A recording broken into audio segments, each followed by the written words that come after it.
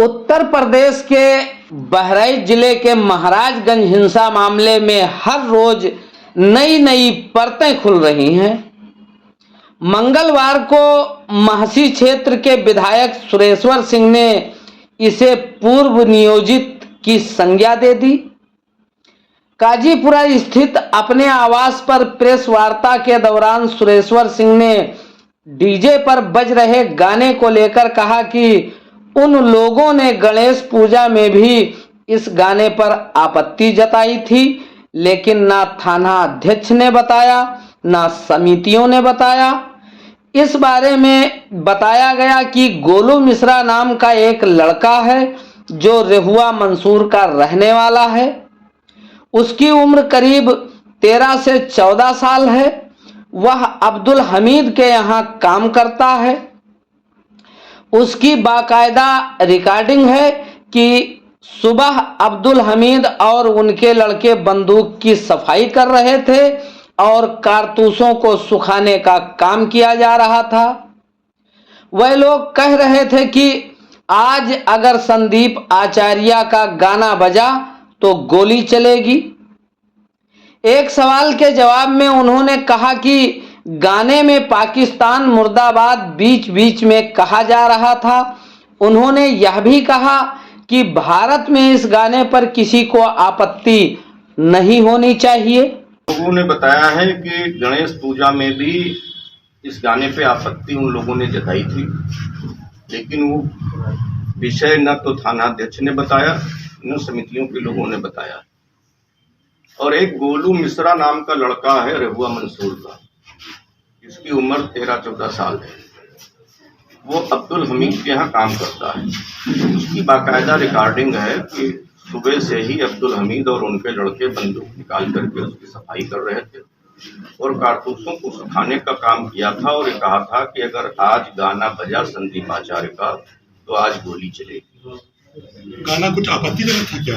गाना आपत्ति सवाल उनका था, संदीप आचार्य जी का गाना था और पाकिस्तान मुर्दाबाद बीच बीच में कहा जा रहा था।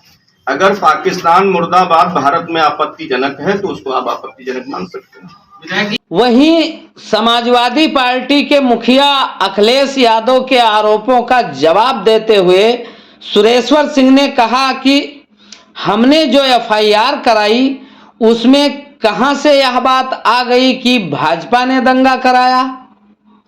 एक मां के सपूत एक पत्नी के पति के शव को जमीन पर रखकर एक राजनैतिक रूप दिया जा रहा था, लोगों को भड़काया जा रहा था और उस भड़काने को रोकने के लिए हमने और अधिकारियों ने शव को मर्चरी में रखवाने का काम किया है। इसको अखिलेश दंगा कहते हैं तो इसका कोई जवाब नहीं है। और उपद्रवी लोग थे, ज्यादातर लोग नशे में थे और सब लोग ये कह रहे थे कि ये हमारा भाई है। जब हमने परिवार के लोगों से पूछा कि आपके भाई हैं, और जो लोग कह रहे थे कि हम इनके भाई हैं वो शव के मुंह पर बैठे जा रहे थे। उनको ढकेल करके हमने पीछे किया और मैं, दिवाकर पांडे जी, अखंड प्रताप सिंह और उनका भतीजा किशन, 4 लोगों ने उस शव को कंधे पर लेकर के उठा करके हम लोगों ने उसको मर्चरी तक पहुंचाने का काम किया। और जब मर्चरी पहुंच गए तो मर्चरी का दरवाजा भी तोड़ दिया उपद्रवियों ने। एम्बुलेंस को शीशा पत्थर फेंके, एम्बुलेंस भाग गई। उसके बाद में मर्चरी की दीवार भी गिरा दी गई, जो लोगों ने मुझको बताया। और 13 तारीख की घटना है। कई लोगों ने कहा कि अपने लोग हैं, तो हमने कहा कि अगर कोई अपना है तो आ करके बता दे। हमने 18 तारीख को एफआईआर लिखाई है। जो नाम मुझे ज्ञात हुए, हमने 18 तारीख को एफआईआर लिखाई है। और इसमें कहां से ये बात आ गई, अखिलेश जी हो या कोई अन्य नेता कह रहा हो कि भारतीय जनता पार्टी ने दंगा कराया और भारतीय जनता पार्टी के नाम ही भारतीय जनता पार्टी के विधायक ने लिखा दिया, तो स्पष्ट रूप से परिलक्षित होता है कि ये अकारण एक मां के बेटे को, एक पत्नी के पति को, जिसकी हत्या हो गई थी, उसको सड़क पर रख करके एक राजनीतिक रूप दिया जा रहा था, राजनीतिक रंग दिया जा रहा था, लोगों को भड़काया जा रहा था।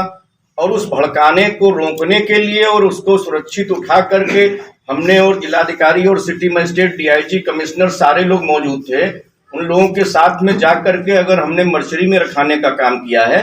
अगर इसको दंगा कहते हैं अखिलेश यादव जी तो इसका कोई जवाब नहीं। सिर्फ इतना ही नहीं, भारतीय जनता पार्टी के विधायक सुरेश्वर सिंह ने कहा कि अखिलेश यादव ने ट्वीट किया है कि भाजपा के विधायक ने भाजपा पदाधिकारियों पर दंगा कराने की एफआईआर की है। यह सरासर गलत है। इसी को आधार लेकर चुनाव लड़ना चाहते हैं या जीतना या अपनी जमानत बचाना चाहते हैं, उसके संबंध में हम कुछ नहीं कह सकते।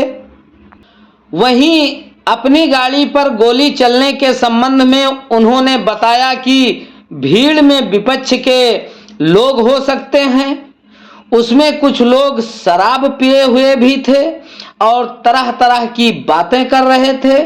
उस भीड़ की मांग थी कि गोपाल मिश्रा के हत्यारों को उनके सामने लाकर इनकाउंटर किया जाए, जो कि संवैधानिक नहीं है। और तरह तरह की बातें कर रहे थे। भाई कोई कह रहा, उसमें से ये लोग भी कह रहे थे कि नहीं, वो महाराजगंज में जिसने गोली मारी है वो यहीं लाया जाएगा और यहीं उसका इनकाउंटर होगा, तब हम 100 को ले जाएंगे। तो ये कहीं भारत के संविधान में, भारत के कानून में ये कहीं कोई जिक्र है कि अगर कोई किसी की हत्या कर देता है तो उसको जहां 100 रखा हो वहीं ला करके उसको मार दिया जाए? ये अधिकार तो भारत का संवैधानिक दर्जा कहीं प्राप्त ही नहीं है, भारत का मौलिक अधिकार नहीं है, न किसी नियम में लिखा हुआ है। एक मीडिया संस्थान के स्टिंग में 2 युवा दंगे में 2 घंटे की छूट की बात कहते हुए उनका एक वीडियो वायरल हो रहा है। उसके संबंध में सुरेश्वर सिंह ने कहा कि वीडियो में 2 लोग चिप्पड़ बना रहे हैं। एक नशेड़ी क्या कर सकता है, वह नशे में थे, इसलिए उनकी बात विश्वास योग्य नहीं है। इन तमाम खुलासों के साथ ही सुरेश्वर सिंह ने कहा कि इस घटना में एलआईओ पूरी तरह फेल रही और महसी तहसील की चौकी की भी बड़ी लापरवाही रही है।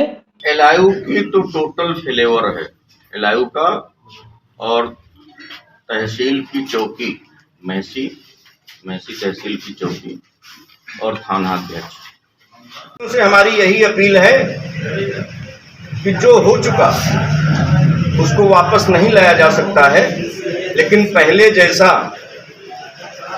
हम लोग आपस में सौहार्द बना करके, मिलजुल करके जैसे रहते थे ठीक उसी तरह से हम लोग रहें और कोई अपने मन में कोई इस तरह का मलाल न रखे, क्लेश न रखे।